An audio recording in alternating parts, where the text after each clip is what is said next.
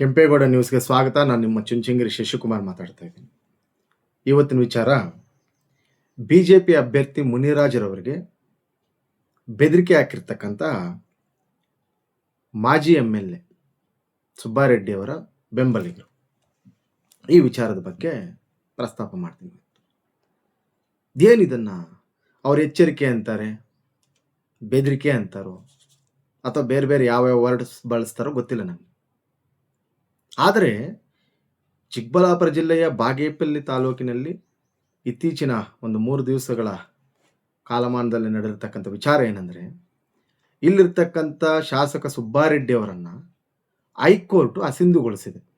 ಅಂದರೆ ಬಾಗೇಪಲ್ಲಿಗೆ ಈಗ present MLA ಇಲ್ಲ. ಈ ವಿಚಾರದ ಬಗ್ಗೆ ಮುನ್ರಾಜ್ನವರು ಬಂದು BJP ಕಾರ್ಯಕರ್ತರು ಮತ್ತು ಲೀಡರ್ಸ್ಗೆ ಆ ವಿಚಾರದ ಬಗ್ಗೆ ಪ್ರಸ್ತಾಪ ಮಾಡ್ತಾರೆ. ಅವರು ಈ ಎಷ್ಟು ನಡೆದಿರ್ತಕ್ಕಂಥ ವಿಚಾರಗಳ ಬಗ್ಗೆ ಎಲ್ಲದ್ರ ಬಗ್ಗೆ ತಿಳಿಸ್ಬಿಟ್ಟು ಹೋಗ್ತಾರೆ. ಅದನ್ನು ನಾವೇನು ಕಮ್ಮಿ ಇದ್ದೀವಿ ಅಂಥೇಳಿ ಈ ಕಾಂಗ್ರೆಸ್ಸು ಅನುಯಾಯಿಗಳು, ಸುಬ್ಬಾರೆಡ್ಡಿ ಅವರ ಅನುಯಾಯಿಗಳು ಅಥವಾ ಬೆಂಬಲಿಗರು, ಇವರು ಕೂಡ ಪ್ರೆಸ್ ಮೀಟ್ಗಳು ಮಾಡಿ ಆ ವಿಚಾರದ ಬಗ್ಗೆ ತಿಳಿಸ್ಕೊಡ್ತಕ್ಕಂಥದ್ದು, ಮತ್ತು ಮುನ್ರಾಜ್ನವ್ರಿಗೆ ಸವಾಲಾಗ್ತಕ್ಕಂಥದ್ದು ಅಥವಾ ಬೆದರಿಕೆಗಳ ಮುಖಾಂತರ ಎಚ್ಚರಿಕೆ, ಮಾಮೂಲಿ ವಿಚಾರ ಅಲ್ಲ, ಎಚ್ಚರಿಕೆ ಅವರಿಗೆ. ಅದು ಯಾವ ಥರ ಅಂತಕ್ಕಂಥದ್ದನ್ನು ನಾನು ತಿಳಿಸ್ತಾ ಹೋಗ್ತೀನಿ.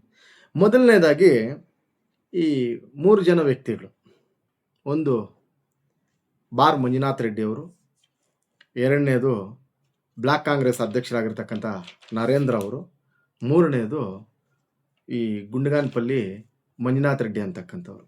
ಇವರು ಈಗ ಆಧಾರ ಸ್ತಂಭಗಳು ಬಾಗೇಪಲ್ಲಿ ಕಾಂಗ್ರೆಸ್ ಪಕ್ಷಕ್ಕೆ, ಮುಖಂಡರು, ಮೇನ್ ಮುಖಂಡರು.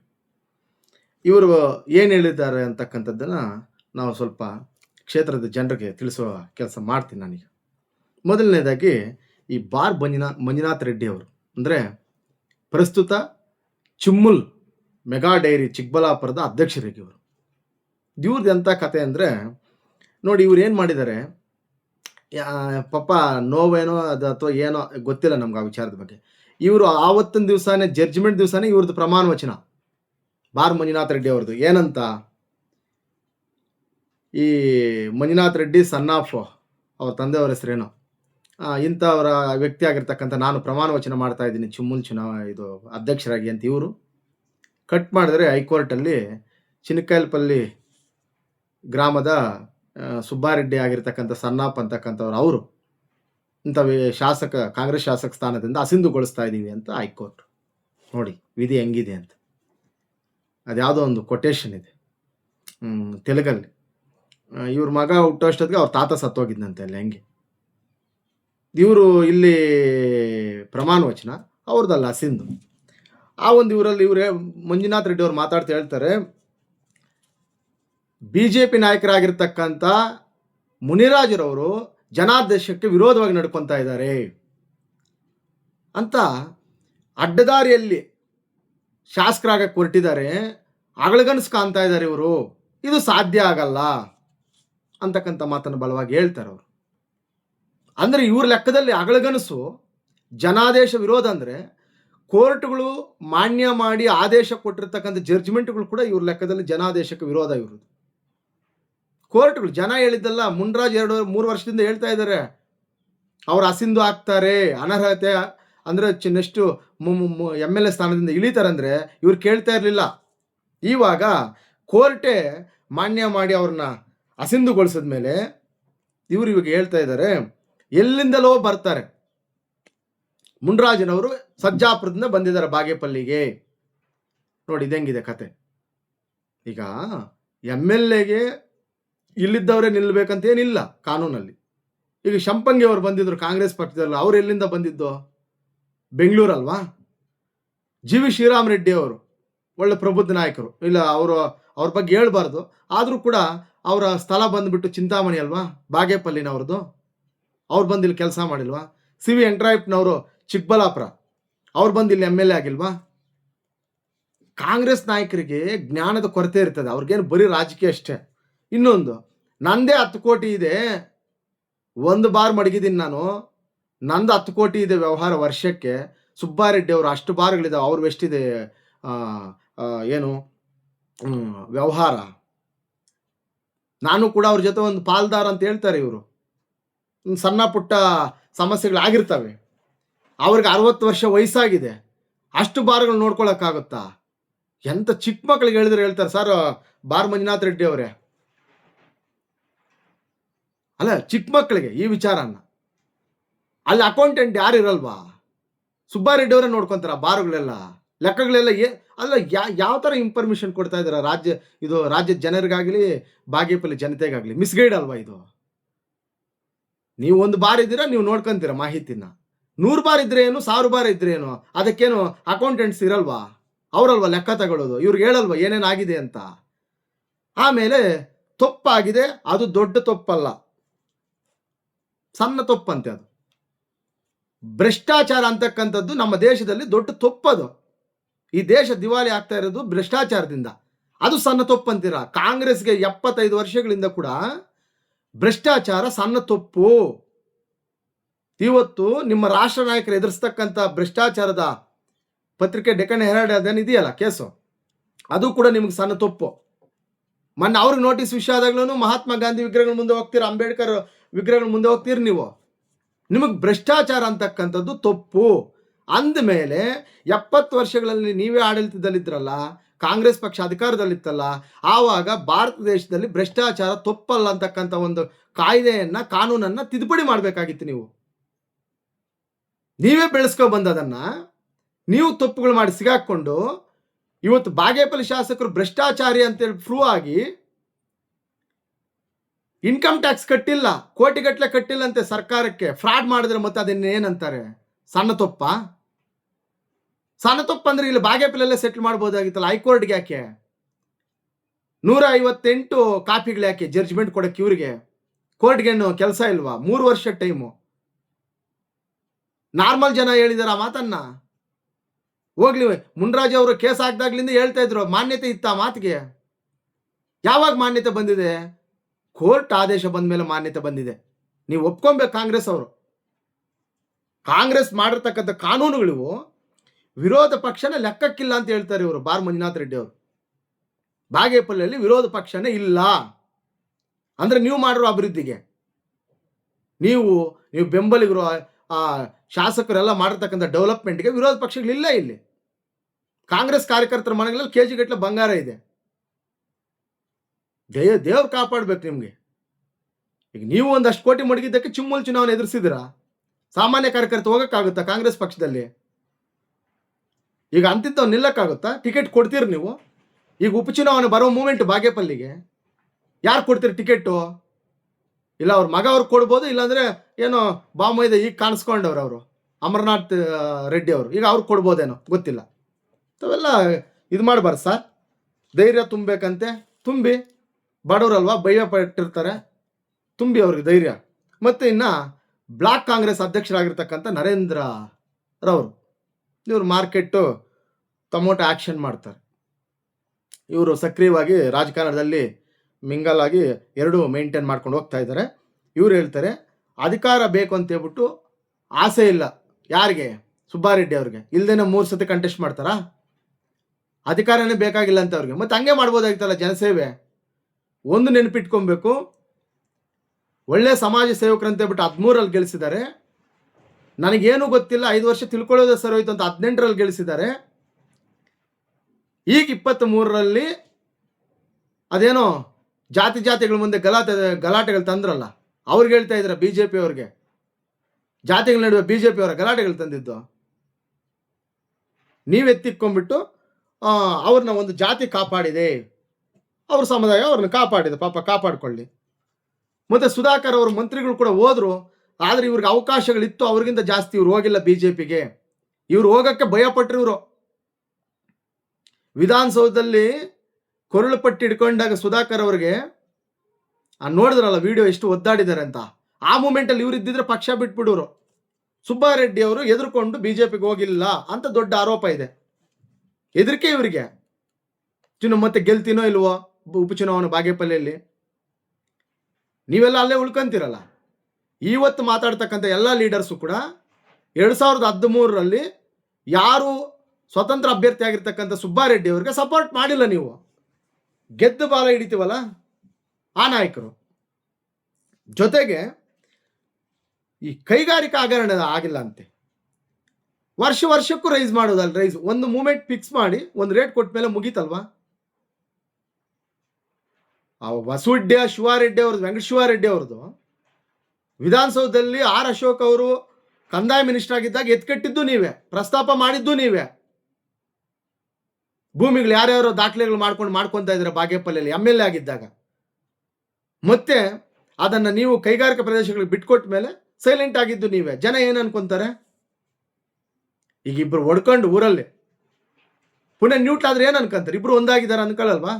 ಶತ್ರುಗಳು ವರ್ಷಗಟ್ಟಲೆ ಬೈಕೊಂಡು ಒಂದಷ್ಟು ದಿನ ಸುಮ್ಮನೆ ಆದ್ರೆ ಏನ್ ಅನ್ಕೊಂತಾರೆ ಜನ? ಹಾಗಾಗಿದೆ ಇವ್ರದ್ದು. ಜಾತಿಗಳ ನಡುವೆ ಗಲಾಟೆ ತಂದಿಕ್ತಾರೆ ಅಂತ ಮುನ್ರಾಜ್ ಅವರು. ಅಲ್ಲ, ನಾನು ಒಂದು ಮಾತು ಹೇಳಕ್ ಇಷ್ಟಪಡ್ತೀನಿ. ನೀವೀಗ ಪ್ರೆಸ್ ಮೀಟ್ ಮಾಡಿರ್ತಕ್ಕಂಥ ಲೀಡರ್ಸ್, ಕಾಂಗ್ರೆಸ್ ನಾಯಕರು ಯಾರು ಕೂಡ ZP ಮೆಂಬರ್ಸ್ ಅಲ್ಲ. ಈಗ ಅವರು ಗುಂಡಿಗಾನಪಲ್ಲಿ ಮಂಜುನಾಥ್ ರೆಡ್ಡಿ ಅವರು ಒಬ್ರು TPS ಅಥವಾ ತಾಲೂಕ್ ಪಂಚಾಯತ್ ಅಧ್ಯಕ್ಷರಾಗಿದ್ದು ಬಿಟ್ರೆ ನೀವು ಯಾರು ಜನಪ್ರತಿನಿಧಿಗಳಲ್ಲ. ಇವರು ಬಾರ್ ಮಂಜುನಾಥ್ ರೆಡ್ಡಿ ಅವರು ಈ ಯಾವುದೋ ಡೈರಿ ಇದರಲ್ಲಿದ್ದಾರೆ. ಅಷ್ಟು ಬಿಟ್ರೆ ಬೇರೆ ಏನು ಅಂತ ಕಂಟೆಸ್ಟ್ ಲೀಡರ್ಸ್ ಅಲ್ಲ ನೀವು. ನಾವು ಒಂದು ವಿಚಾರ ಹೇಳಕ್ಕೆ ಇಷ್ಟಪಡ್ತೀನಿ. ಮುನಿರಾಜ್ರವರು ಸಜ್ಜಾಪುರದಲ್ಲಿ ZP ಮೆಂಬರ್ ಆಗಿ, ಅದು ಸಿಟಿಯಲ್ಲಿ, ಅಲ್ಲಿ ಅಷ್ಟಿಲ್ಲ, ರಾಜಕೀಯ ಅಷ್ಟು ಈಸಿ ಇಲ್ಲ, ಅಲ್ಲಿ ಕಮಿಟ್ ಆಗಲ್ಲ. ಇಲ್ಲಿ ಬೇಜಾನ್ ಸಮಸ್ಯೆಗಳಿದ್ದಾವೆ, ಕನೆಕ್ಟ್ ಆಗ್ತಾರೆ ವೋಟರ್ಸ್. ಅಲ್ಲಿ ಕನೆಕ್ಟ್ ಆಗ್ಬೇಕಾದ್ರೆ ತುಂಬ ಕಷ್ಟ ಇದೆ. ಅಂಥದ್ರಲ್ಲಿ ZP ಮೆಂಬರ್ ಆಗಿ, ಜಿಲ್ಲಾ ಪಂಚಾಯತ್ ಅಧ್ಯಕ್ಷರಾಗಿ, 30 ಜಿಲ್ಲೆಗಳ ಜಿಲ್ಲಾ ಪಂಚಾಯತ್ ಅಧ್ಯಕ್ಷರಾಗಿ ಅಭಿವೃದ್ಧಿ ಮಾಡಿರ್ತಕ್ಕಂಥ ವ್ಯಕ್ತಿ ಇವತ್ತು ಬಾಗೇಪಲ್ಲಿಗೆ ಬಂದು 3 ಟರ್ಮ್ ಹ್ಯಾಟ್ರಿಕ್ ಹೀರೋ ಆಗಿರ್ತಕ್ಕಂಥ ಸುಬ್ಬಾರೆಡ್ಡಿ ಅವ್ರಿಗೆ ನಿದ್ದೆಗೆಡಿಸಿರ್ತಕ್ಕಂಥ ವ್ಯಕ್ತಿ ಮುನ್ರಾಜ್ ಅವರು. ಅವ್ರಿಗೆ ತಳಮಟ್ಟ ಗೊತ್ತಿದೆ, ರಾಜಕೀಯದ ಬಗ್ಗೆ ಅವ್ರಿಗೆ ಜ್ಞಾನ ಇದೆ, ಕಾನೂನು ಬಗ್ಗೆ ಅರಿವಿದೆ. ಎತ್ಕಡ್ತಾರೆ, ಗಲಾಟೆಗಳಾಗ್ತಾ ಇಲ್ಲ ಊರುಗಳಲ್ಲಿ. ಯಾಕೆ ಆಗ್ತವೆ? ಬ್ಲಡ್ ಇಲ್ಲ ಯಾರಿಗೂ, ಸಮಸ್ಯೆಗಳು 100. ಮೊದಲು ಅವಾಗ ಕಾಂಗ್ರೆಸ್ಸು ಈ CPM ಇತ್ತಲ್ಲ, ಕಮ್ಯುನಿಸ್ಟು, ಆ ಬ್ಲಡ್ ಯಾರ ಹತ್ರನೂ ಇಲ್ಲ. ಈಗ ನೀವು ಎತ್ಕಡ್ತೀವಿ ಅಂದ್ರು ಯಾರು ಗಲಾಟೆ ಮಾಡ್ಕೊಳ್ಳೋ ಇಲ್ಲ. ಇಲ್ಲಿ ಮಕ್ಕಳ ಭವಿಷ್ಯತ್ತು, ಈಗಿರ್ತಕ್ಕಂಥ ಆರ್ಥಿಕ ವ್ಯವಸ್ಥೆ ಎಲ್ಲವನ್ನು ಕೂಡ ಮನುಷ್ಯರನ್ನ ತುಂಬ ತುಳಿದಾಕಿದೆ. ನೀವು ಎತ್ಕೊಟ್ಟಕ್ಕೆ ನೀವು ಹೊಸದಾಗಿ ಸ್ಟಾರ್ಟ್ ಮಾಡಿದ್ರಿ ಈಗ. ಆಮೇಲೆ ಜನತೆ ಕಡಿವಾಣ ಹಾಕಿಲ್ಲ. ಜನಾದೇಶದಲ್ಲಿ ಇಲ್ಲೇನು ಕಡಿವಾಣ ಹಾಕಿಲ್ಲ. ಜನರು ಸುಬ್ಬಾರೆಡ್ಡಿ ಅವರಿಗೆ ಫೇವರ್ ಆಗಿದ್ದಾರೆ. ಎಷ್ಟು ಚುನಾವಣೆಗಳಿದ್ರು ಅವ್ರ ಜೀವನ ಪರ್ಯಂತ ಅವ್ರನ್ನ ಗೆಲ್ಲಿಸ್ತಾರೆ. ಇಲ್ಲಿ ಕಡಿವಾಣ ಹಾಕಿರ್ತಕ್ಕಂಥದ್ದು ಕೋರ್ಟ್, ಮುನ್ರಾಜ್ ಅವರಲ್ಲ. ನೀವು ಅದನ್ನು ಅರ್ಥ ಮಾಡ್ಕೊಬೇಕು. ಕಾಂಗ್ರೆಸ್ ಲೀಡರ್ಸ್ ಕೋರ್ಟ್ಗಳೇನಾದ್ರು ಜಡ್ಜ್ಮೆಂಟ್ ಕೊಟ್ಟರೆ ನಾವು ಹೇಗೆ ಮಾತಾಡಬೇಕಾಗಿದೆ? ಅವ್ರಿಗೆ ಆತ್ಮಸ್ಥೈರ್ಯ ತುಂಬಿ, ನೀವು ನಿಮ್ಮ ಧೈರ್ಯದ ಮೇಲೆ ಅವ್ರು ಬದುಕ್ತಾ ಇದ್ದಾರೆ. ಇಲ್ಲಾಂದ್ರೆ ಸುಬ್ಬಾರೆಡ್ಡಿ ಅವ್ರಿಗೆ ಧೈರ್ಯನೇ ಇಲ್ಲ. ಇಂಡಿಪೆಂಡೆಂಟ್ ಆಗಿದ್ದಾಗ ನೀವೇ ಗೆಲ್ಲಿಸಿದ್ದವ್ರನ್ನ. ಆ ವಿಷಯ ಕರ್ಮ ಯಾರನ್ನೂ ಬಿಡಲ್ಲ ಅಂತಾರೆ. ದುಡ್ದವ್ರು ಎಲ್ಲೋ ಇದ್ದಾರೆ, ಈಗ ಅವ್ರ ಜೊತೆ ಇದ್ದವ್ರು ಯಾರೋ ಇದ್ದಾರೆ. ಈಗ 13ರಲ್ಲಿ ಕೆಲಸ ಮಾಡಿದವ್ರು ಎಲ್ಲೋ ಬಿದ್ದಿದ್ದಾರೆ. ಈಗ ಅಧಿಕಾರ ಬಂದ ಮೇಲೆ ನೀವಿದ್ದಾರೆ. ಇಲ್ಲಿ ಏನಾಗ್ತಾ ಇದೆ ಅದನ್ನೇ ಹೇಳ್ತಾ ಇದ್ದೀನಿ. ಬ್ಲಾಕ್ ಕಾಂಗ್ರೆಸ್ ಅಧ್ಯಕ್ಷರು ಅಂತಂದರೆ ಈಕ್ವಲ್ ಟು MLA. ಅವರು ಪ್ರಬುದ್ಧ ವ್ಯಕ್ತಿನೇ ಅಂತ ಸ್ಮೂತು. ಅದರ ವಿಚಾರ ತಿಳಿದಿರಲಿ, ನರೇಂದ್ರ ಅವರಿಗೆ ತಿಳಿದಿರಬೇಕು ಏನಂತ. ವರ್ಷದಿಂದ ವರ್ಷಕ್ಕೆ ಸುಬ್ಬಾರೆಡ್ಡಿ ಅವರ ಆಸ್ತಿ ರೈಸ್ ಆಗ್ತಾ ಇದೆ. ಯಾವ ಥರ ರೈಸ್ ಆಗುತ್ತೆ? ಬಾರ್ಗಳಿದ್ದಾವೆ, ಇನ್ನೊಂದು ಅದು ಕೇಳಲ್ಲ. ಅದು ಸರ್ಕಾರ, ಇದು ಚುನಾವಣಾ ಆಯೋಗ ಇರಲಿ ಅಥವಾ ಕೋರ್ಟ್ಗಳಿರಲಿ, ಅದನ್ನು ತೋರಿಸ್ಬೇಕು. ಅದನ್ನು ಮಿಸ್ ಆಗುತ್ತಾ? ನಮ್ಮ ಪ್ರಾಪರ್ಟಿ ಅನ್ನೋದು ನಮಗೆ ಗೊತ್ತಿರಲ್ವಾ? ಅಥವಾ ಆಪೋಸಿಟ್ ಅವನು ಆಗದೇ ಇರೋ ಕೆಲಸನೇ ಮಾಡ್ತಾನೆ. ಮುನ್ರಾಜ್ ಅವ್ರು ಏನಾದ್ರು ಸ್ವೀಟ್ ತಿನ್ಸೋಕ್ಕಾಗತ್ತಾ? ಲಾಡು ಕೊಡೋಕ್ಕಾಗತ್ತಾ ಸುಬ್ಬಾರೆಡ್ಡಿ ಅವರಿಗೆ? ಅವ್ರು ಸೋತು ಆಗದೇ ಇರೋ ಕೆಲಸ ಮಾಡ್ತಾರೆ. ಮತ್ತು ನೀವೇನು ಪ್ರಿಪೇರ್ ಆಗಿದ್ದೀರಾ? ಗೆದ್ದಿದ್ವಿ ಬಿಡೋಣ ಅಂತ ಮಲಗಿದ್ರಾ? ನೋಡ್ಕೊಬೇಕಲ್ಲ ಅವೆಲ್ಲ. 2013ರಲ್ಲಿ ಸುಬ್ಬಾರೆಡ್ಡಿ ಅವ್ರು ಗೆದ್ದ ಮೇಲೆ ಇವ್ರಿಗೆ ಅದೇನೋ ಮೈಂಡ್ ಅಪ್ಸೆಟ್ ಆಯಿತು ಶ್ರೀರಾಮ್ ರೆಡ್ಡಿ ಅವ್ರಿಗೆ. ಮತ್ತು ಆವತ್ತಿಂದ ಪ್ರತಿಭಟನೆಗಳಿಲ್ಲ, ಇವ್ರ ಮೇಲೆ ಏನು ಹೇಳಿಕೆಗಳಿಲ್ಲ, ಸೈಲೆಂಟ್ ಆಗ್ಬಿಟ್ರಲ್ಲ. ಆ ಜೋನಲ್ಲಿ ಮುನ್ರಾಜ್ ಅವರು ಇಲ್ಲ, ಇವರು ಸ್ವಲ್ಪ ಚುರುಕಾಗಿದ್ದಾರೆ. ಹಾಗಾಗಿ 2013ರಲ್ಲಿ 86 ಕೋಟಿ ಇರ್ತಕ್ಕಂಥ ಆಸ್ತಿ 18ಕ್ಕೆ 157 ಕೋಟಿ ಆಗುತ್ತೆ. 2023ಕ್ಕೆ 313 ಕೋಟಿ ಆಗುತ್ತೆ. ನಾವೆಲ್ಲೆಲ್ಲೋ ಇದ್ದೇವೆ ಆಸ್ತಿಗಳು, ನಮಗೆ ಗೊತ್ತಿಲ್ಲ. ಮಧ್ಯದಲ್ಲಿ ಒಂದ್ಸತಿ ಪ್ರೆಸ್ ಮೀಟ್ ಮಾಡಿದ್ರಿ ನೀವು. ಮುನ್ರಾಜ್ ಯಾರು ನಕಲಿ ದಾಖಲೆ ಸೃಷ್ಟಿ ಮಾಡಿಕೊಂಡು ಬೇರೆ ಬೇರೆ ದೇಶದಲ್ಲಿ ಸುಬ್ಬಾರೆಡ್ಡಿ ಅವರ ಆಸ್ತಿ ಇದೆ ಅಂತ ಹೇಳ್ಬಿಟ್ಟು ಅಪ್ಡೇಟಲ್ಲಿ ಸಲ್ಲಿಸಿದ್ದಾರೆ. ಇದಕ್ಕೆ ನಮ್ಮ ವಿರೋಧ ಇದೆ ಹಂಗೆ ಹಿಂಗೆ ಅಂತಲ್ಲ. ಮತ್ತು ಕೋರ್ಟ್ ಏನು ಹೇಳ್ತು? ಭ್ರಷ್ಟಾಚಾರಿ ಅಂತ ಹೇಳ್ತು. ಹೌದು, ಕೋರ್ಟ್ ಹೇಳಿದೆ. ಬಾಗೇಪಲ್ಲಿ ಕಾಂಗ್ರೆಸ್ ಶಾಸಕ ಸುಬ್ಬಾರೆಡ್ಡಿ ಅವರು ಭ್ರಷ್ಟರು ಅಂತಕ್ಕಂಥ ಪದನ್ನ ಕೋರ್ಟ್ ಬಳಸಿದೆ. ಆ ಆಧಾರದ ಮೇಲೆನೆ ಅವ್ರನ್ನ ಅಸಿಂಧು ಮಾಡಿದ್ದು. ಅವ್ರ ಜನಪ್ರಿಯತೆ ಕುಗ್ಗಿದೆ, ಇನ್ನೊಂದು ಕುಗ್ಗಿದೆ. ಅವರು ಕೆಟ್ಟ ಮನುಷ್ಯ ಅಂತ ಅಲ್ಲ, ಅವರು ತುಂಬ ಒಳ್ಳೆ ಮನುಷ್ಯ. ಬಟ್ ಕಾನೂನಲ್ಲಿ ನೋಡ್ಕೊಬೇಕಲ್ಲ ನಾವು. ತುಂಬ ಒಳ್ಳೆಯವರಂತ ಬಸ್ಗೆ ಅಡ್ಡ ಹೋದ್ರೆ ಆಗುತ್ತಾ? ಗುದ್ದುತ್ತಾರಲ್ವಾ? ಹಾಗಾಗಿದೆ ಇವ್ರ ಪರಿಸ್ಥಿತಿ. ಇಲ್ಲಿಗೆ ಈ ಬ್ಲಾಕ್ ಕಾಂಗ್ರೆಸ್ ಅವ್ರದ್ದು ಬಿಡೋಣ, ಅವ್ರು ಜಾಸ್ತಿ ಎಕ್ಸ್ಪ್ಲೇನ್ ಬೇಡ ಅವ್ರ ಬಗ್ಗೆ. ಮೂರನೇದು, CPM ಒಂದು ಕಾಲದಲ್ಲಿ ಫೈರ್ ಬ್ರ್ಯಾಂಡ್ ಆಗಿರ್ತಕ್ಕಂಥ ಗುಂಡಿಗಾನಪಲ್ಲಿ ಮಂಜುನಾಥ್ ರೆಡ್ಡಿ ಅವರು. ಇವರೇನು ಹೇಳ್ತಾರೆ? ಕೋರ್ಟ್ ಆದೇಶಕ್ಕೆ ನಾವು ತಲೆ ಬಾಗ್ತೀವಿ. ಕಾನೂನು ಅದನ್ನು ಹೇಳುತ್ತೆ, ಬಾಗಬೇಕು, ಬೋಗಿಸ್ತಾರೆ ಕೋರ್ಟ್ ಅಂದ್ರೆ ಏನು ಅಂತ. SN ಸುಬ್ಬಾರೆಡ್ಡಿ ಅವರು ಜನಪ್ರಿಯ ನಾಯಕರು. ಯಾರಿಲ್ಲ ಅಂತ ಹೇಳಿದ್ದು? ಯಾರು ಹೇಳಿದಾರೆ ಇಲ್ಲ ಅಂತ? ಹೌದು, ಜನಪ್ರಿಯ ನಾಯಕರು. ದುರುದ್ದೇಶದಿಂದ ಆರೋಪ, ಬರೀ ಆರೋಪ ಅಲ್ಲ, ಇದು ಸಾಬೀತಾಗಿದೆ. 3 ವರ್ಷದಿಂದ ಆರೋಪ ಇದು. 3 ದಿವಸದ ಹಿಂದೆ ಸಾಬೀತು, ಶಿಕ್ಷೆ ಪ್ರಮಾಣ ಅನೌನ್ಸ್ ಆಗಿದೆ. ಮತ್ತು ಹೇಳ್ತಾರೆ ಇವರು ಹ್ಯಾಟ್ರಿಕ್ MLA 3 ಸತಿ ಅವ್ರು MLA ಆಗಿದ್ದಾರೆ. ಯಾರು ಗೆಲ್ಸಿದ್ದು 3 ಸತಿ? CPM ಅವರಾ? ಇಲ್ವಲ್ಲ, ಇಂಡಿಪೆಂಡೆಂಟಾಗಿ ಗೆದ್ದರು, ಇನ್ನೊಂದು ಕಾಂಗ್ರೆಸ್ಸಲ್ಲಿ ಗೆದ್ದರು. ಅವ್ರು ಹೇಳ್ತಾ ಹೋಗ್ತಾರೆ ರಾಜಕೀಯವಾಗಿ ಮುಗಿಸ್ಬೇಕು ಅಂತೇಳಿ ಈ ಥರ ದುರುದ್ದೇಶದಿಂದ ಮುನ್ರಾಜ್ ಅವರು ಪ್ಲಾನ್ ಮಾಡಿದ್ದಾರೆ. ಅಡ್ಡದಾರಿ, ಇವ್ರದ್ದು ರಹದಾರಿ ಅಂತ ಯಾವುದು ನೋಡಿದೆ ನಾನು ವಿಡಿಯೋದಲ್ಲಿ. ಸುಬ್ಬಾರೆಡ್ಡಿ ಅವ್ರದ್ದು ರಹದಾರಿ, ಈ ರಜನಿಕಾಂತ್ ಥರ. ಮುನ್ರಾಜ್ ಅವ್ರದ್ದು ಅಡ್ಡದಾರಿ. ನೋಡಿ, ಕಾನೂನು ಮುಖಾಂತರ ಹೋದ್ರೆ ಅಡ್ಡದಾರಿ, ಕಾನೂನಿಗೆ ಬಟ್ಟೆ ಮುಚ್ಚಿದ್ರೆ ರಹದಾರಿ ಅವ್ರದ್ದು, ಕಾನೂನುಗಳಿಗೆ ಒಂದು. ಆಮೇಲೆ ಪ್ರಸ್ತಾಪ ಮಾಡ್ತಾ ಅತ್ಯಾಚಾರ, ಭ್ರಷ್ಟಾಚಾರ, ದರೋಡ ಮಾಡಿಲ್ಲ. ದರೋಡಿ ಹೋಗ್ಲಾ, ವರ್ಡ್ಸ್ ಬಳಸ್ಬೋದಾ? ಎಷ್ಟು ವರ್ಷದ ರಾಜಕಾರಣಿಗಳು ಅತ್ಯಾಚಾರಿ. ಕೋರ್ಟ್ ಸುಮ್ಮನೆ ಬಿಡುತ್ತಾ ಅತ್ಯಾಚಾರ ಮಾಡಿದ್ರೆ? ಏನೂ ತೋರಿಸಿಲ್ಲ ಅಪ್ಡೇಟಲ್ಲಿ, ಇದು ಅಪ್ಡೇಟಲ್ಲಿ ಚುನಾವಣೆ ಟೈಮಲ್ಲಿ ತೋರಿಸಿಲ್ಲ ಮಾಹಿತಿ ಅಂತೇಳಿನೇ ಕೋರ್ಟ್ ಈ ಮಟ್ಟಕ್ಕೆ ಅವ್ರನ್ನ ಅಸಿಂಧು ಮಾಡಿದೆ. ಇನ್ನು ಅತ್ಯಾಚಾರದಲ್ಲಿ ಭ್ರಷ್ಟಾಚಾರ, ದರೋಡೆ, ಕೊಳೆ ಸುಲಿಗೆಗಳು, ಇಂಥ ವರ್ಡ್ಸ್ ಅಲ್ಲ. ಈಗೇನಾಗಿದೆ, ಭ್ರಷ್ಟಾಚಾರ ಅಂತಕ್ಕಂಥ ಒಂದು ಅಧೀನದಲ್ಲೇ ಆ ಜಡ್ಜ್ಮೆಂಟ್ ಕೊಟ್ಟಿದ್ದು. ಭ್ರಷ್ಟಾಚಾರಕ್ಕೆ ಬರುತ್ತೆ, ಸರ್ಕಾರವನ್ನು ವಂಚನೆ ಮಾಡಿರ್ತಕ್ಕಂಥ ವಿಚಾರ. ಮತ್ತಿನ್ಯಾರು ಮಾಡೇ ಇಲ್ವಾ? ಮುನ್ರಾಜನವರು ಎಷ್ಟು ತೋರಿಸಿದ್ದಾರೆ? 38 ಲಕ್ಷ ಏನೋ ತೋರಿಸಿದ್ದಾರೆ. ಅವ್ರು ಅಷ್ಟೆಲ್ಲ ಚುನಾವಣೆ ಮಾಡಿದಾರ? ಸುಬ್ಬಾರೆಡ್ಡಿ ಅವರು ಅಷ್ಟೆಲ್ಲ ಮಾಡಿದಾರ? ಚುನಾವಣಾ ಆಯೋಗಕ್ಕೂ ಗೊತ್ತಿದೆ ನಾವೇನು ಹಂಚ್ತೀವಿ, ಅದು ಕಣ್ಣು ಮುಚ್ಕೊಂಡು ಕೂತಿದೆ.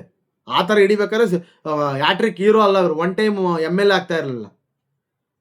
ಅಂಥ ಕೆಲಸಗಾರ GV ಶ್ರೀರಾಮ್ ರೆಡ್ಡಿ ಅವನ್ನ ಸೋರಿಸಿರ್ತಕ್ಕಂಥ MLA ಇವರು ದುಡ್ಡು ಹಂಚಲಿಲ್ಲ ಅಂದರೆ ಇಲ್ಲಿ ತನಕ MLA ಆಗ್ತಾ ಇರಲಿಲ್ಲ ಅವರು. ನೀವು ಅವರ ಹರಿಶ್ಚಂದ್ರ ಥರ ವಕಾಲತ್ತು ಶಾಸಕರಿಗೆ, ಮಾಜಿ ಶಾಸಕರಿಗೆ ದುಡ್ಡು ಹಂಚಲಿಲ್ಲ ಅಂದರೆ ಇವ್ರು ಗೆಲ್ತಿದ್ರ? ಮುನ್ರಾಜ್ ಅವರು ಎಷ್ಟು ಕೋಟಿ, ಅಲ್ಲಿಗೆ ಸುಬ್ಬಾರೆಡ್ಡಿ ಅವರು ಎಷ್ಟು ಕೋಟಿ ಹಂಚಿದ್ರ ಬಾಗೇಪಲ್ಲಿ? ಗೊತ್ತಿಲ್ವಾ? ಉಪಚುನಾವಣೆ ಬರುತ್ತೆ, ಗೊತ್ತಾಗುತ್ತೆ ಎಷ್ಟೆಷ್ಟು ಕೋಟಿ ಕೊಡ್ತೀರಾ ಅಂತ. ಆಮೇಲೆ 15 ಆರೋಪ ಮಾಡಿದ್ದಾರೆ, ಎಲ್ಲ ಕೂಡ ಕೋರ್ಟ್ ಒಪ್ಕೊಂಡಿಲ್ಲ. ಇವರು ನನ್ನನ್ನು MLA ಮಾಡಿ ಸೆಕ್ಷನ್ 101 ಸರ್ಕಾರದ ಆದೇಶದ ಕಾನೂನಲ್ಲೇ ಇದೆಯಂತೆ, ಮುಚ್ಚಬಾರ್ದು ಈ ಅವರ ಆಸ್ತಿ ವಿವರಗಳನ್ನ ಅಂತಕ್ಕಂಥದ್ದು ಆಧಾರದ ಮೇಲೆ ಜಡ್ಜ್ಮೆಂಟ್ ಕೊಟ್ಟಿದ್ದಾರೆ ಅವರು, ಹೈಕೋರ್ಟ್ ಜಡ್ಜ್ಗಳು. ಸುಬ್ಬಾರೆಡ್ಡಿ ಅವ್ರನ್ನ MLA ಇಳಿಸಿ ಈ ಮುನ್ರಾಜ್ ಅವರು ನನ್ನನ್ನು MLA ಮಾಡಿ ಅಂತ ಕೋರ್ಟ್ಗೆ ಅಪೀಲ್ ಹೋದಾಗ ನಿಮ್ಮನ್ನು ಮಾಡೋಕ್ಕೆ ಆಗಲ್ಲ ಅಂತ ಹೇಳಿದ್ದಾರೆ. ಓಕೆ, ಅದು ಒಪ್ಕೊಳ್ಳೋಣ. ಜನಾದೇಶ ಇಲ್ಲ, ಲೀಗಲ್ ಫೈಟಲ್ಲಿ ಸೋತಿರೋದು ಅವರು. ಯಾರು? ಸುಬ್ಬಾರೆಡ್ಡಿ ಅವರು. ಕಾಂಗ್ರೆಸ್ ಅವ್ರಿಗೆ ಅದೊಂದು ಭಯ ಇದೆ. ಈಗ ಭಯ ಇಲ್ಲ ಅವ್ರಿಗೆ, ಭಯ ಇರೋದು ಸುಬ್ಬಾರೆಡ್ಡಿ ಅವ್ರಿಗೆ. ಅಸಿಂಧು ಆಯಿತು ಅಂದರೆ 6 ವರ್ಷ ಕಂಟೆಸ್ಟ್ ಮಾಡೋಂಗಿಲ್ಲ. ನೆಕ್ಸ್ಟ್ ಅವ್ರ ಮನೆಯವ್ರನ್ನ ಯಾರು ನಿಲ್ಲಿಸ್ಕೊಬೇಕು, ಗೆಲ್ಸ್ಕೊಬೇಕು. ಅವ್ರ ರಾಜಕೀಯ ಜೀವನ ಮುಗೀತೀಗ. ಸುಬ್ಬಾರೆಡ್ಡಿ ಅವರ ರಾಜಕೀಯ ಜೀವನ ಮುಗೀತೀಗ. ಈಗ ಅವ್ರ ಮಗಂದು ಯಾರ್ದು ಸ್ಟಾರ್ಟ್ ಆಗುತ್ತೆ. ಮತ್ತು ಜನಾದೇಶ ಇದೆ, ಮಂಜುನಾಥ್ ರೆಡ್ಡಿ ಅವರು ಹೇಳ್ತಕ್ಕಂಥದ್ದು. ಯಾರಿಗೆ? ಸುಬ್ಬಾರೆಡ್ಡಿ ಅವರಿಗೆ. ಪಾಪ ಹೆಂಡತಿ ಮಕ್ಕಳನ್ನ ಕೋರ್ಟ್ಗೆ ಸುತ್ತಿಸೋದು ಬೇಡ, ಇಂಥ ಕೆಲಸಗಳು ಮಾಡಬಾರ್ದಂತೆ. ಅಕ್ರಮ ಆಸ್ತಿ ಮಾಡಕ್ಕೆ ಹೇಳಿದಾರಾ? ಬರೀ ಕೇಸ್ ಬಿದ್ದ ಮೇಲೆ ಹೆಂಡತಿ ಮಕ್ಕಳು ಸಾಯ್ತಾರೆ, ಎಲ್ಲರೂ ಸಾಯ್ತಾರೆ. ಎಲ್ಲ ಈಗ ಬಡ ಮಕ್ಕಳೆಲ್ಲ ಸುತ್ತಲ್ವಾ ಅವ್ರ ಮೇಲೆ ಕೇಸುಗಳಾದರೆ? ದುಡ್ಡಿದ್ದವ್ರು ಸಾರ್ ಸುತ್ತಾರೆ. ಮನೆ ಹತ್ರ ಕಾರ್ಗಳಿರ್ತಾವೆ, ಅಲ್ಲಿ ಲಾಯರ್ಸ್ ಇರ್ತಾರೆ. ಬಡವ್ರ ಸಾಲ ಮಾಡ್ಕೊಂಡು ಏನಾದ್ರು ಕೋರ್ಟ್ಗಳಿಗೆ ಹೋಗ್ಬೇಕು ಇಲ್ವಲ್ಲ. ಅದಕ್ಕೂ ಪಾಪ ಅಂತಾರೆ ಪಾಪ ಅವರು.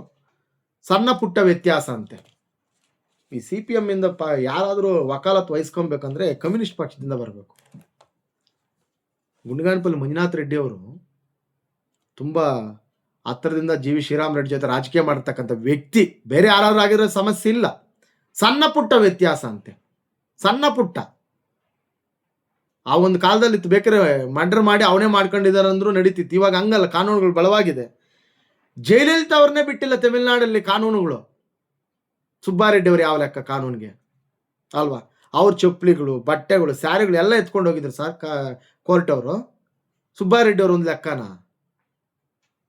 ಜೊತೆಗೆ ಈ ಗುರು ಶಿಷ್ಯರ ಕಥೆ ಒಂದು ನೆನಪಾಗುತ್ತೆ ಇವ್ರು ನೋಡಿದಾಗ. ಹಿಂಬಾಲಕರು, ಸುಬ್ಬಾರೆಡ್ಡಿ ಅವ್ರ ಹಿಂಬಾಲಕರು ನೋಡಿದಾಗ ನನಗೆ ಗುರು ಶಿಷ್ಯರು, ದ್ವಾರಕೀಶ್ ಅವ್ರದ್ದು ಒಂದು ಸಿನಿಮಾ ಇತ್ತು. ಏನಂದ್ರೆ ಈ ಬಾಗಿಲು ಹಾಕುವಾಗ ಚಿಲಕ ಹಾಕೊಂಡು ಹಾಕ್ರಿ ಅಂತ ಗುರುಗಳು ತೋರಿಸಿದ್ರೆ ಇವ್ರು ಶಿಷ್ಯರು ಏನು ಮಾಡ್ತಾರೆ ಗೊತ್ತಾ? ಸೈಡಲ್ಲಿ ಹಿಂಗಿರುತ್ತಲ್ಲ ಅದು ಬಾಗಿಲು, ಅದನ್ನು ಹಿಂಗೆ ಹಿಡಿದ್ಬಿಟ್ಟು ಹಿಂಗೆ ಎಳ್ಕೊಂತಾರೆ. ಅಂದರೆ ಹಿಂಗೆ ಸೈಡಲ್ಲಿ ಎಳ್ಕೊಂಡಾಗ ಏನಾಗುತ್ತೆ ಅಂದರೆ ಅದು ಸಿಗಾಕೊಂಡು ಬೆರಳಿಗೆ ಏಟಾಗುತ್ತೆ, ಒದ್ದಾಡ್ಬಿಡ್ತಾರೆ ಶಿಷ್ಯರು. ಗುರುಗಳೇ ಅಂತಾರೆ. ಆವಾಗ ದ್ವಾರಕೀಶ್ ಬಂದು ದ್ವಾರಕೀಶ್ ಸಿನಿಮಾದಲ್ಲಿ ಅವ್ರು ಬಂದು ತೆಗೆದು ಆವಾಗ ಹೇಳ್ಬೇಕು ಇವ್ರಿಗೆ. ಅಂದರೆ ಆ ಥರ ಅಲ್ಲ ತೆಗೆಯೋದು ಬಾಗಿಲು, ಈ ಥರ ಹಾಕ್ಬೇಕು ಬಾಗಿಲು ಅಂತ ಚಿಲಕ ತಗೊಂಡು ಹಾಕ್ಬೇಕು. ಆ ಥರ ಆಯ್ತು ಕಾಂಗ್ರೆಸ್ಸಲ್ಲಿ. ಸುಬ್ಬಾರೆಡ್ಡಿ ಅವರು ಗುರುಗಳಿದ್ದಂಗೆ, ಇವ್ರು ಶಿಷ್ಯರಿದ್ದಂಗೆ. ಅವರೊಂದು ಹೇಳ್ತಾರೆ, ಇವರೊಂದು ಮಾಡ್ತಾರೆ. ಸುಮ್ಮನೆ ಇರಬೇಕಿಂತ ಟೈಮಲ್ಲಿ. ನಿಮ್ಮ ಮೇಲೆ ಆರೋಪ ಸಾಬೀತಾಗಿದೆ. ಆರೋಪ ಅಲ್ಲ, ಆರೋಪ ಇದ್ದಾಗ ಮಾತಾಡ್ಬೋದು ನೀವು. ಸಾಬೀತಾದಾಗ ಏನು ಮಾತಾಡ್ತೀರಾ? ಮತ್ತೆ ಅದನ್ನು ಇದು ಮಾಡ್ಕೊತೀರಾ, ಡಿನೈಡ್ ಮಾಡ್ತೀರಾ? ಇಲ್ವಲ್ಲ, ಅದೊಂದು. ಆಮೇಲೆ ಸವಾಲು ಹಾಕ್ತಾರೆ ಯಾರಿಗೆ? ಮುನ್ರಾಜ್ ಅವ್ರಿಗೆ. ಗುಂಡಗಾನಪಲ್ಲಿ ಮಂಜುನಾಥ್ ರೆಡ್ಡಿ ಅವರು ಸವಾಲು ಹಾಕ್ತಾರೆ, ಸುಬ್ಬಾರೆಡ್ಡಿ ಅವರು ಬೇಡ, ದಿನಾಂಕ ನಿಗದಿ ಮಾಡಿ, ಯಾವುದೇ ಸೆಂಟ್ರ್ ಆಗಿರಲಿ, ತೆಲುಗು ಸಿನಿಮಾಗಳ ಥರ, ಅಥವಾ ಒಂದು ಇದ್ಯಾವುದಿದೋ ಯಾವುದೋ ಒಂದು ಚಾನಲ್ ಕೂತ್ಕೊಳ್ಳೋಣ, ಡಿಬೇಟ್ ಮಾಡೋಣ ಯಾರ್ದು ತಪ್ಪು ರೈಟು ಅಂತ. ಸುಬ್ಬಾರೆಡ್ಡಿ ಅವರು ಬೇಡ, ನೀವ್ಯಾಕೆ ಮಾತಾಡ್ತೀರಾ? ಆಯಿತು, ನೀವೇ ಒಂದು ಸೆಂಟರ್ ಫಿಕ್ಸ್ ಮಾಡಿ, ಇಲ್ಲ TV9 ಕರೆಸಿ, ಇಲ್ಲಾಂದ್ರೆ ಬೇರೆ ಬೇರೆ ಚಾನಲ್ಸ್ ಯಾವ್ದಾದ್ರು ಕರೆಸಿ, ಒಂದು ಸೆಂಟರ್ ಮಾಡಿ. ಸುಬ್ಬಾರೆಡ್ಡಿ ಅವ್ರನ್ನ ಒಂದು ಕಡೆ, ಮುನ್ರಾಜ್ ಅವ್ರನ್ನ ಒಂದು ಕಡೆ ಕೂಡಿಸಿ ಮಾಡಿ ಡಿಬೇಟು. ಗೊತ್ತಾಗುತ್ತೆ ಅವಾಗ ಯಾರು ತಪ್ಪು ಏನು. ಹಂಗಲ್ಲ, ಇದು ಡೆಮಾಕ್ರಸಿ, ಪ್ರಜಾಪ್ರಭುತ್ವ. ಅಭಿವ್ಯಕ್ತ ಸ್ವಾತಂತ್ರ್ಯ ಎಲ್ಲರಿಗೂ ಇದೆ, ನೀವೊಬ್ಬರೇ ಅಲ್ಲ. ಮುನ್ರಾಜ್ರವ್ರನ್ನ ರೌಡಿ ಅಂತ ಹೇಳಿದ್ದು, ದಲಿತರ ಜಮೀನ ಕಬಳಿಸಿದಾನೆ ಅಂತ ಹೇಳಿದ್ದು, ಆತ ಆ ಏರಿಯಾದೆಲ್ಲ ಫುಲ್ಲು ನಟೋರಿಯಸ್ ಕಿಲ್ಲರ್, ರೌಡಿ ಥರ, ಇಲ್ಲೇನೇನೋ ಅಲ್ಲಾಡುತ್ತೆ ಬಾಗೇಪಲ್ಲಿ ಆತ ಬಂತ ಅಂತೇಳಿ ಪ್ರಚಾರ ಮಾಡಿದ್ದು, ಆ ಚುನಾವಣೆ ಟೈಮ್ಗಳಲ್ಲಿ ಎತ್ತಿಕಟ್ಟಿದ್ದು. ಯಾವನಾದ್ರೂ ಚುನಾವಣೆ ಟೈಮಲ್ಲಿ ಸಾಯ್ಸಕ್ಕೆ ಬರ್ತಾನ? ತಿಕ್ಲ ಅವ್ರಿಗೆ? ತಿಕ್ಲ? ಈಗ ನಾನು ನಿಂತ್ಕೊಂಡಿದ್ದೀನಿ, ನಾನು ಇನ್ನೊಬ್ಬನ ಸಾಯ್ಸಕ್ಕೆ ಹೋಗ್ತೀನಿ ಚುನಾವಣೆ ಟೈಮಲ್ಲಿ? ಇಲ್ಲ, ನಾನು ಮೆಂಟ್ಲು ಹಿಡಿದಿರ್ಬೇಕಷ್ಟೇ ಅಂತ ಆರೋಪ ಹಾಕ್ಬಿಟ್ರು ಮುನ್ರಾಜ್ ಅವ್ರ ಮೇಲೆ. ಮುನ್ರಾಜ್ ಅವರಿಗೆ ಇರಬಾರದ ಡ್ಯಾಮೇಜ್ಗಳೆಲ್ಲ ಮಾಡಿದ್ದು ಕಾಂಗ್ರೆಸ್ ಮುಖಂಡರು. ನಿಮ್ದು ಆ ಮಟ್ಟಕ್ಕಿತ್ತು ಅವಾಗ. ಯಾವ ಮಟ್ಟಕ್ಕೆ ಇಳಿದು ಬೇಕಾರೋ ಅವ್ರಿಗೆ ತುಂಬ ಟಾರ್ಚರ್ ಕೊಟ್ರಿ ನೀವು. ಇವಾಗ ಕರ್ಮ ಅನುಭವಿಸ್ತಾ ಇದ್ದೀರ. ಅದೇ ಕರ್ಮ ಈಗ. ತಮಾಷೆ ಅಲ್ಲ ಇದು. ಗೆಲ್ಲೋದು ಸೋಲು ಸೆಕೆಂಡ್ ಸಾರ್. ಗೆಲ್ತಾನೆ, ಒಬ್ಬ ಸೋಲ್ತಾನೆ. ಈ ಕರ್ಮ ಹೇಳ್ರಿ, ಎಂಥ ಸೇಡು. ಬಿಡ್ಲಿಲ್ಲ ಆತ, ಹಿಂಬಾಲಿಸ್ಕೊಂಡು ಹೋಗ್ಬಿಟ್ಟ. ಆಯ್ತು ಬನ್ನಿ ನೋಡೋಣ, ಇನ್ನೇನು ನನ್ನ ಓಟ್ ಕಮ್ಮಿ ಆಗಿದೆ, ಇಲ್ಲ ಸುಬ್ಬಯ್ಯ ಓಟ್ ಎನಿಸ್ಬೇಕು, ರೀಕೌಂಟಿಂಗ್ ಅಲ್ಲ, ಎಲ್ಲೋ ತಪ್ಪು ಮಾಡಿದಾನೆ ಆತ, ನಾನು ಬಿಡಲ್ಲ ಆತನ್ನ. ಬೇರೆ ಇನ್ಯಾರಾಗಿರೋ ಸೋತ್ ಮೇಲೆ ಹೊಟ್ಟೋಗಿರೋರು, ಬೇಡ ಬಾಗೇಪಲ್ಲಿ ಸವಾಸ ಅಂತ. ಅವ್ರ ಲೀಡರ್, ಪವರ್ಫುಲ್ ಲೀಡರ್. ಮುನ್ರಾಜ್ ಅವ್ರ ಬಗ್ಗೆ ಏನೋ ಸ್ವಲ್ಪ ಇಲ್ಲಿ ಗ್ರಾಚಾರಗಳು ಕೆಟ್ಟು ಸ್ವಲ್ಪ ಹೆಚ್ಚು ಕಮ್ಮಿ ಆಗ್ತಾ ಇದೆ ಬಿಟ್ಟರೆ ಒಳ್ಳೆ ಲೀಡರ್. ಅಂಥ ಲೀಡರ್ನ ನೀವುಗಳು ತುಂಬ ಒಂದು ವ್ಯವಸ್ಥಿತವಾಗಿ ಮುಗಿಸ್ತಕ್ಕಂಥ ಕೆಲಸವನ್ನು ಕಾಂಗ್ರೆಸ್ ಮುಖಂಡರು ನೀವು ಮಾಡಿದ್ದೀರ. ಅಷ್ಟು ಬಿಟ್ಟರೆ ಬೇರೆ ಯಾರು ಮಾಡೋಕ್ಕೆ ಸಾಧ್ಯ ಆಗಿಲ್ಲ. ಆಮೇಲೆ ಪತ್ರಕರ್ತರು ಪ್ರಶ್ನೆ ಕೇಳೋಕ್ಕೆ ಸ್ಟಾರ್ಟ್ ಮಾಡ್ತಾರೆ. ಯಾರನ್ನ? ಈ ಗುಂಡಗಾನಪಲ್ಲಿ ಮಂಜುನಾಥ್ ರೆಡ್ಡಿ ಅವ್ರನ್ನ ಪ್ರಶ್ನೆ ಕೇಳೋಕ್ಕೆ ಸ್ಟಾರ್ಟ್ ಮಾಡಿದ್ರೆ ಅವರು ಪಾಪ ಎನಗಾಡ್ಬಿಡ್ತಾರೆ. ಪತ್ರಕರ್ತರು ಪ್ರಶ್ನೆ ಕೇಳಿದಾಗ ಪತ್ರಿಕಾಗೋಷ್ಠಿಯಲ್ಲಿ, ಸಾರ್ ನೀವು ಮೊದಲು CPM ಪಕ್ಷದಲ್ಲಿ ಇದ್ದಿದ್ದಲ್ವಾ? ಆವಾಗ ಸುಬ್ಬಾರೆಡ್ಡಿ ಅವ್ರನ್ನ ಬೈತಾ ಇದ್ರಿ, ಅದೇ ಆವಾಗ ಹೇಳ್ತಾ ಇದ್ರಿ ಇನ್ಸ್ಟೆಂಟಲ್ಲಿ. ಸುಬ್ಬಾರೆಡ್ಡಿ ಅವರ ಅಭಿವೃದ್ಧಿ ಏನಂದರೆ ಬಾರುಗಳ ಅಭಿವೃದ್ಧಿ ಮಾಡಿರ್ತಕ್ಕಂಥದ್ದು, ಸಾರಾಯಿ ಯಥೇಚ್ಛವಾಗಿ ಕುಡಿತಾ ಇದ್ದಾರೆ ತಾಲೂಕಲ್ಲಿ, ನೀರಾವರಿ ವ್ಯವಸ್ಥೆ ಇಲ್ಲ ಅಂತೇಳೆಲ್ಲ ಆರೋಪ ಮಾಡಿದರು ಈ ಮಂಜುನಾಥ್ ರೆಡ್ಡಿ ಅವರು. ಅದನ್ನು ಅವರು ಈಗ ಹೇಳ್ತಾರೆ, ಡಿಫೆಂಡ್ ಮಾಡ್ಕೊಂತಾರೆ. ಯಾಕಂದರೆ ನನಗೆ ಈ ರೇವಂತ್ ರೆಡ್ಡಿದು ನೆನಪಾಗುತ್ತೆ, ತೆಲಂಗಾಣ ರೇವಂತ್ ರೆಡ್ಡಿ ಮುಖ್ಯಮಂತ್ರಿಗಳದ್ದು. ಏನಂದರೆ ಈ ತೆಲಂಗಾಣ ಡಿವೈಡ್ ಮಾಡ್ಬೇಕಾದ್ರೆ, ವಿಭಜನೆ ಮಾಡಬೇಕಾದ್ರೆ ಪತ್ರಿಕೆಯವ್ರು ಕೇಳ್ತಾರೆ ಅವ್ರು ಏನು ಮಾಡಿರ್ತಾರೆ ಗೊತ್ತಾ, ಈ ಸೋನಿಯಾ ಗಾಂಧಿ ಅವರಿಗೆ ಈ ತೆಲಂಗಾಣದಲ್ಲಿ ಯಥೇಚ್ಛವಾಗಿ ಜನ ಸತ್ತೋಗ್ತಾರೆ, ಯುವಕರನ್ನೆಲ್ಲ ಪ್ರತಿಭಟನೆಗಳು ಮಾಡಿ ಸತ್ತೋಗ್ತಾರೆ. ಕೊನೆಗೆ ಕೊಟ್ಟಿದ್ದ ಅಮ್ಮ ಡಿವೈಡ್ ಮಾಡಿ ಸೋನಿಯಾ ಗಾಂಧಿ ಆ ರಾಜ್ಯ, ತೆಲಂಗಾಣ ಅಂತಕ್ಕಂಥದ್ದು ಆಂಧ್ರದಿಂದ ಬೇರ್ಪಡಿಸಿ ಕೊಟ್ಟಿರ್ತಕ್ಕಂಥ ರಾಜ್ಯ ಅದು. ಆವಾಗ ಆಗುತ್ತೆ. ಆವಾಗ TDPಯಲ್ಲಿ ಇರ್ತಾರೆ ಯಾರು, ತೆಲುಗುದೇಶಂ ಪಾರ್ಟಿಯಲ್ಲಿ ರೇವಂತ್ ರೆಡ್ಡಿ ಅವರು. ಆವಾಗ ಹೇಳ್ತಾರೆ ಅವರು, ಸೋನಿಯಾ ಗಾಂಧಿ అనేవాళ్ళు తెలుగಲ್ಲಿ ఈ బలి తీసుకుంటే అట్లా బలిదేవత, తెలంగాణ బలిదేవత సోనియా గాంధీ.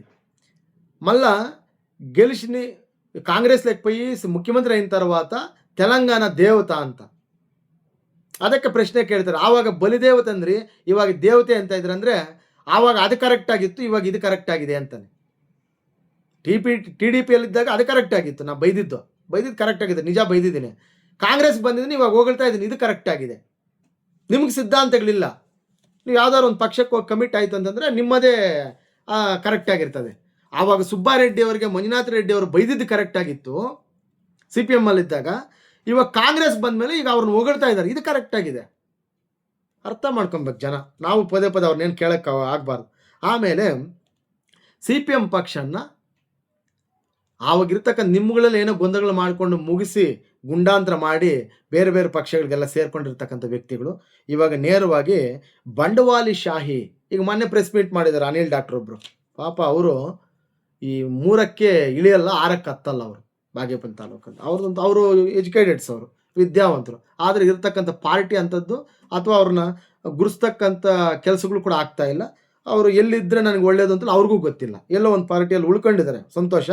ಆದರೆ ಇಲ್ಲಿ ಏನಾಗುತ್ತೆ, ಅನಿಲ್ ಡಾಕ್ಟರ್ಗೆ ನೇರವಾಗಿ ಸೆಡ್ ಹೊಡಿತಾರೆ. ಯಾರು, ಗುಂಡ್ಗಾನಪಲ್ಲಿ ಮಂಜುನಾಥ್ ರೆಡ್ಡಿ ಅವರು ಹೇಳ್ತಾರೆ, ಬಂಡವಾಳಿ ಶಾಹಿಗಳನ್ನ ತಗೊಬಂದು ಅಲ್ಲಿ ಕೂಡಿಸಿದ್ದಾರೆ, ಅಂದರೆ ದುಡ್ಡಿದೆ ಇವ್ರ ಹತ್ರ ಅಂತ. ಪಾಪ ಅವರ ಆಸ್ಪತ್ರೆಗಳು ಕಳ್ಕೊಂಡಿದ್ದೀನಿ, ಬಾಗೇಪಲ್ದ ಆಸ್ಪತ್ರೆ ಒಂದು ಹೋಯ್ತು, ಇನ್ನೊಂದು ಹೋಯ್ತು, ಜಮೀನುಗಳು ಹೋಯ್ತು ಅಂತ ಹೊರೊದ್ದಾಡ್ತಾ ಇದ್ರೆ ಇವ್ರು ಹೇಳ್ತಾರೆ ಬಂಡವಾಳಿ ಶಾಹಿಗಳನ್ನ ಕೂಡಿಸಿದ್ದಾರೆ CPM ಅಲ್ಲಿ, ಅದಕ್ಕೆ ಆ ಪಕ್ಷ ಮುಳುಗೀತು, ಅದರ ಕತೆ ಮುಗೀತು. ಮತ್ತು ಯಾವುದೇ ವಿರೋಧ ಪಕ್ಷಗಳಿಲ್ಲ ಅಂತ ಬಾಗೇಪಲ್ಲಿಯಲ್ಲಿ. CPM ಪಕ್ಷ ಮಾಡಿರ್ತಕ್ಕಂಥ ತಪ್ಪುಗಳಿಂದ BJP ಉಟ್ಕೊಂತಂತೆ, ನಿಜ. ಈಗ CPM ಪಾರ್ಟಿಗೆ ಯಾರಿದ್ರು ಅಧಿಕೃತವಾಗಿರ್ತಕ್ಕಂಥ GV ಶ್ರೀರಾಮ್ ರೆಡ್ಡಿ ಅವ್ರನ್ನ ಮುಗಿಸಿ, ಅಂದರೆ ಈಗ ನಮ್ಮ ಮುಂದೆ ಇರ್ತಕ್ಕಂಥ ಮುಖಂಡರನ್ನ ಮುಗಿಸಿ ನಾವು ತುಳಿದು ಮೇಲೆತ್ತಿದ್ರೆ ರಾಜಕೀಯ ಮಾಡೋಕ್ಕಾಗತ್ತಾ? ಆಗಲ್ಲ. ಶ್ರೀರಾಮ್ ರೆಡ್ಡಿ ಅವ್ರನ್ನ ಎಲ್ಲ ಸೇರಿಕೊಂಡು ವ್ಯವಸ್ಥಿತವಾಗಿ ಮುಗಿಸ್ಬಿಟ್ರು. ಇನ್ನು ಹಿಂದ್ಗಡೆ ಇದ್ದವ್ರು ನಾವು ಉಳಿಯೋಕ್ಕಾಗತ್ತಾ? ಯಾರು ಉಳಿಲಿಲ್ಲ, ದಿಕ್ಪಾಲಾಗಿ ಆ ಕಡೆ ಈ ಕಡೆ ಓಡೋಗ್ಬಿಟ್ರು. ಇವಾಗ ಈ ಎಂಟೈರ್ BJP ಬೆಳೀಲಿಕ್ಕೆ ಕಮ್ಯುನಿಸ್ಟ್ ಪಕ್ಷ ಕಾರಣ, ಅದರ ಸಿದ್ಧಾಂತಗಳ ಕಾರಣ, ಅಲ್ಲಿರ್ತಕ್ಕಂಥ ಮುಖಂಡರುಗಳ ಭ್ರಷ್ಟಾಚಾರ ಅಂತೆ. ಅವ್ರಿಗೇನು ಅಧಿಕಾರ ಇದೆಯಾ ಪಾಪ ಅಲ್ಲಿ? ಮಂಜುನಾಥ್ ರೆಡ್ಡಿ ಅವರು ಹೇಳ್ತಾರೆ CPM ಅಲ್ಲಿ ಭ್ರಷ್ಟಾಚಾರ ಇದೆ, ಅಧಿಕಾರದಲ್ಲಿದ್ದಾರೆ ಅವರು. ಭ್ರಷ್ಟಾಚಾರ ಇರ್ತಕ್ಕಂಥ ಪಕ್ಷವನ್ನು ಡಿಫೆಂಡ್ ಮಾಡ್ಕೊತ ಇದ್ದಾರೆ, ಸಪೋರ್ಟ್ ಮಾಡ್ಕೊತವ್ರೆ. ಇವ್ರ ಮೇಲೆ ಆರೋಪ ಹೊರಿಸ್ತಾ ಇದ್ದಾರೆ. ಏನಾದರೂ ಆಗಲಿ, ಈ ವ್ಯವಸ್ಥೆಯಲ್ಲಿ ಹಾಗೇನೆ ಒಳ್ಳೇದು ಕೆಟ್ಟದ್ದಾಗುತ್ತೆ, ಕೆಟ್ಟದ್ದು ಒಳ್ಳೇದಾಗುತ್ತೆ. ಉಪಚುನಾವಣೆಗಳಿಗೆ ಬಾಗೇಪಲ್ಲಿ ತಾಲೂಕು ರೆಡಿಯಾಗಿರಬೇಕು. ಯಾಕಂತಂದರೆ 100ಕ್ಕೆ 99 ಭಾಗ ಅವ್ರನ್ನ ಕಂಟಿನ್ಯೂ ಮಾಡ್ತಕ್ಕಂಥದ್ದು ಆಗದೇ ಇರೋ ಕೆಲಸಗಳು. ಕೋರ್ಟ್ಗಳು ತುಂಬ ಪ್ರಬುದ್ಧವಾಗಿದ್ದಾವೆ ಇವಾಗ, ಅವುಗಳ ಜಡ್ಜ್ಮೆಂಟ್ ತುಂಬ ವಿಭಿನ್ನವಾಗಿರ್ತವೆ. ಅಷ್ಟು ಈಸಿಯಾಗಿ ಏನೋ ದಾರಿಯಲ್ಲಿ ಹೋಗ್ಕೊಂಡು ಮಾತಾಡ್ತಕ್ಕಂಥ ಮಾತುಗಳೆಲ್ಲ ತುಂಬ ಸೀರಿಯಸ್ ಆಗಿ ಜಡ್ಜ್ಮೆಂಟ್ ಕೊಟ್ಟಿದ್ದಾರೆ. ಹಸಿಂದು ಇವಾಗ ಕರ್ನಾಟಕದ ಎಂಟೈರ್ ಕ್ಯಾಬಿನೆಟ್ ಬಾಗೇಪಲ್ಲಿಗೆ ಬರ್ತದೆ. ಪಂಚಾಯತಿಗೆ ಒಬ್ಬೊಬ್ಬ ಮಿನಿಸ್ಟ್ರನ್ನ ನಿಲ್ಲಿಸ್ಬಿಡ್ತಾನೆ, ಒಬ್ಬೊಬ್ಬ ಪಂಚಾಯತಿಗೆ ಒಬ್ಬೊಬ್ಬ ಮಿನಿಸ್ಟ್ರು. 32 ಜನ ಏನವ್ರೆ, 32 ತಾಲೂಕವೆ, ಇದು ಸಾರಿ ಪಂಚಾಯತಿಗಳು ಆಗ್ತಾರೆ. ಒಬ್ಬೊಬ್ಬ ಮಿನಿಸ್ಟ್ರು ಕೇಳಿ, ಅವಾಗ ನಿಮ್ಮ ಸಮಸ್ಯೆಗಳು ಕೇಳಿ, ಅವ್ರು ನೋಡ್ಕೊಂಡು ಆಮೇಲೆ ಓಟ್ ಹಾಕಕ್ಕೆ ಹೋಗಬೇಡಿ. ಇವಾಗ ಬಂದಿದ್ದೀರಲ್ಲ ಸರ್, ನಮ್ಮ ಕಷ್ಟ ಏನು, ಬಾಗೇಪಲ್ಲಿ ತಿಕ್ಕಲ್ಪಾಡಾಗಿದೆ, ಆ ದರ್ಖಾಸ್ ಕಮಿಟಿಗಳಲ್ಲಿ 1300-500 ಅರ್ಜಿಗಳು ಹಾಕಿದರೆ 53 300 ಮಾತ್ರ ಅಕ್ಸೆಪ್ಟ್ ಅಂತೆ, 1300 ರಿಜೆಕ್ಟ್ ಅಂತೆ. ನಮ್ಮ ತಾತ ಮುತ್ತಾತ ಉಳುಮೆ ಮಾಡ್ತಕ್ಕಂಥ ಜಮೀನುಗಳವು, ನಾವೆಲ್ಲ ಹಾಳಾಗೋಗಿದ್ದೀವಿ ಸರ್, ನಾವು ಬದುಕೋಕ್ಕಾಗಲ್ಲ. ಚುನಾವಣೆಗೇನೋ ಬಂದಿದ್ರೆ ಇಷ್ಟು ದೂರ ಏನಾರು ಹೆಲ್ಪ್ ಮಾಡಿ ಹೋಗಿ ಅಂತೇಳಿ ಕಂದಾಯ ಮಿನಿಸ್ಟ್ರುಗಳು ಬರ್ತಾರೆ, ಅವ್ರನ್ನೂ ಕೇಳಿ. ಬೇರೆ ಬೇರೆ ಎಲ್ಲ ಸಮುದಾಯವಾರ ಮಿನಿಸ್ಟ್ರುಗಳು ಬರ್ತಾರೆ, ಈ KH ಮುನಿಯಪ್ಪ ಅವ್ರು ಬರ್ತಾರೆ, ಪರಮೇಶ್ವರ್ ಹೋಮ್ ಮಿನಿಸ್ಟ್ರುಗಳು ಮಾಂಡ್ರು ಬಂದರೂ ಬರ್ಬೋದು. ಈಗ ಅವ್ರನ್ನೂ ಕೂಡ ಕೇಳಿ, ನಮ್ಮ ಜನಾಂಗಗಳಿಗೆ, ನಮ್ಮ ಸಮುದಾಯಗಳಿಗೆ ನೀವೆಲ್ಲ ಏನು ಮಾಡ್ತಾಯಿದ್ರಿ ಸ್ಟೇಟಲ್ಲಿ? ಸುಬ್ಬಾರೆಡ್ಡಿ ಅವ್ರನ್ನ ಗೆಲ್ಲಿಸೋದು ಒಂದು ಕಡೆ ಬಿಡಿ, ಎಂಟೈರ್ ನೀವು ತುಂಬ ಬುದ್ಧಿವಂತರಾಗಿದ್ದರೆ ಬಾಗೇಪಲ್ಲಿ ಜನ, ಅವ್ರು ನೋಡಿಕೊಂಡು ನಗಾಡ್ಕೊಂಡು ಓಟ್ ಹಾಕೋದು ಅಥವಾ ದುಡ್ಡಿಸ್ಕೊಂಡು ಓಟ್ ಹಾಕತಕ್ಕಂಥ ಕೆಲಸ ಮಾಡಬೇಡಿ. ಈಗ ನೀವು ಪ್ರಬುದ್ಧರಾಗಿದ್ದರೆ, ಬಾಗೇಪಲ್ಲಿ ಪರಿವರ್ತನೆಯನ್ನು ಬಯಸಿರ್ತಕ್ಕಂಥ ಜನ ಆದರೆ ನೋಡ್ಕೊಂಡು ಓಟ್ ಮಾಡಿ. ಈಗ ಬರ್ತಕ್ಕಂಥ ಮಂತ್ರಿಗಳನ್ನ, ಮುಖ್ಯಮಂತ್ರಿಗಳನ್ನ ಪ್ರಶ್ನೆ ಮಾಡಿ, ಏನು ಮಾಡಿದ್ರೆ ಬಾಗೇಪಲ್ಲಿಗೆ? ಉಪಚುನಾವಣೆ ಆಗಿದ್ದಕ್ಕೆ ಬರ್ತಾರೆ ಈಗೆಲ್ಲ. ಈಗ ಅವ್ರಿಗೆ ಅದೊಂದು ದೊಡ್ಡ ಪ್ರಶ್ನೆ. ಈಗ ಬಾಗೇಪಲ್ಲಿ ಏನಾದ್ರು ಸೋಲಿಸ್ಬಿಟ್ರೆ ನೈತಿಕವಾಗಿ ಸ್ಟೇಟಲ್ಲಿ ಸರ್ಕಾರ ಬಿದ್ದಂಗೆನೆ. ನೈತಿಕವಾಗಿ ಇದ್ದರೂ ತುಂಬ ಪ್ರಬುದ್ಧವಾಗಿ ಬಾಗೇಪಲ್ಲಿ ಜನ ಅಂದರೆ ಏನು ಅಂತಕ್ಕಂಥ ತೋರಿಸ್ತಕ್ಕಂಥ ಒಂದು ಅವಕಾಶ ಬಂದಿದೆ. ಇಲ್ಲ ನಾವೆಲ್ಲ 100 ಕುರಿಗಳಲ್ಲಿ ನಾನು ಒಂದು ಕುರಿ ಅಂದರೆ ನಾವೇನು ಮಾಡೋಕ್ಕಾಗಲ್ಲ. ಪತ್ರಿಕೋದ್ಯಮಗಳು ಯಾವಾಗಲೂ ಜನರನ್ನ ಎತ್ತಕ್ಕಾಗಲ್ಲ ಮೇಲೆ, ಸ್ವಲ್ಪ ಎತ್ತಬೋದು, ಆಮೇಲೆ ನೀವೇ ಹತ್ಕೊಂಡು ಹೋಗ್ಬೇಕು ಅಷ್ಟೇ. ಈಗ ಇಲ್ಲ ಅವೆಲ್ಲ ಬಿಟ್ಬಿಟ್ಟು ನಿನಗೆ ಯಾಕೆ ಅವನಿಗೆ ಯಾಕೆ, ನಮ್ಗೆ ಬಂದಿದ್ದು ದುಡ್ಡನ್ನು ಕೊಡ್ತಾರೆ ಜಾಸ್ತಿ. ಎಲ್ಲ ಪಕ್ಷಗಳ ಕಡೆಯಿಂದನೂ ಬರ್ತದೆ. ಈಗ ದುಡ್ಡು ಇಸ್ಕೊಳ್ಳಿ, ಒಳ್ಳೆಯವ್ರಿಗೆ ಓಟ್ ಹಾಕಿ.